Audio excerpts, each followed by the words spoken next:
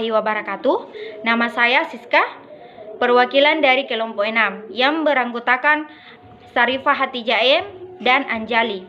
Di sini kami akan mempresentasikan hasil dari kelompok kami, yaitu problematika nilai dan moral. Yang pertama, entertain nilai dan moral. Yang kedua, hakikat nilai moral dalam kehidupan manusia. Yang ketiga, problematika pembinaan kehidupan nilai moral. Yang keempat, problematika nilai dan moral kehidupan dalam masyarakat dan negara. Lanjut, nomor 1, pengertian nilai dan moral. Nilai suatu kualitas dari suatu yang bermanfaat bagi kehidupan manusia, baik sarang maupun juga batin. Moral, perbuatan tingkah laku yang diucapkan seseorang dalam berinteraksi dengan manusia. Lanjut, yang kedua, hakikat dan moral dalam kehidupan manusia. Nilai dan moral sebagai materi pendidikan.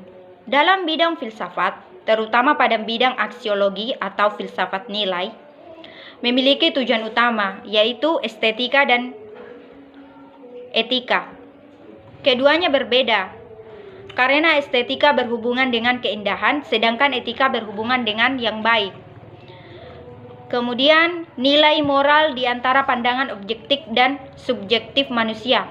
Manusia sebagai makhluk yang bernilai akan memaknai nilai dalam konteks. Pertama, akan memandang nilai sebagai sesuatu yang objektif.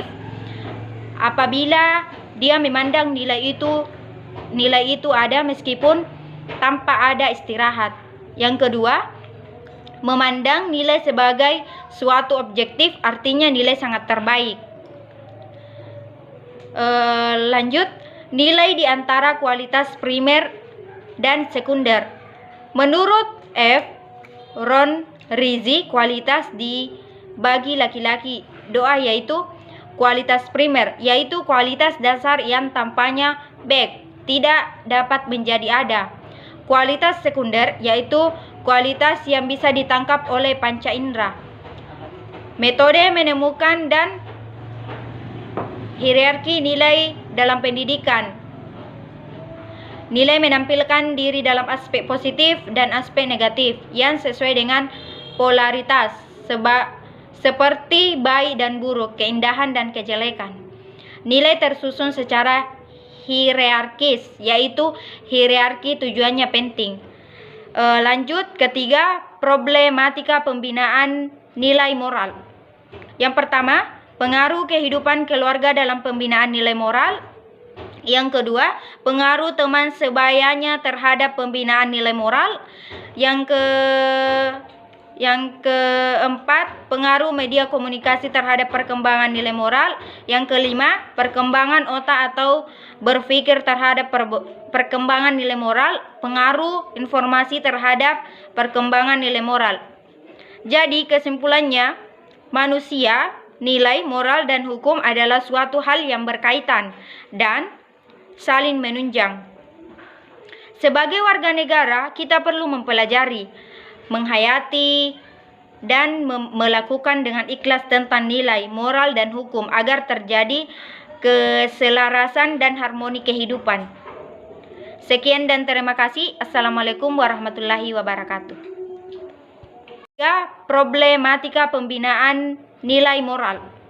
Yang pertama, pengaruh kehidupan keluarga dalam pembinaan nilai moral. Yang kedua, pengaruh teman sebayanya terhadap pembinaan nilai moral. Yang keempat, pengaruh media komunikasi terhadap perkembangan nilai moral. Yang kelima, perkembangan otak atau berpikir terhadap perkembangan nilai moral. Pengaruh informasi terhadap perkembangan nilai moral. Jadi kesimpulannya, manusia, nilai, moral, dan hukum adalah suatu hal yang berkaitan dan saling menunjang. Sebagai warga negara, kita perlu mempelajari, menghayati, dan melakukan dengan ikhlas tentang nilai, moral, dan hukum agar terjadi keselarasan dan harmoni kehidupan. Sekian dan terima kasih. Assalamualaikum warahmatullahi wabarakatuh.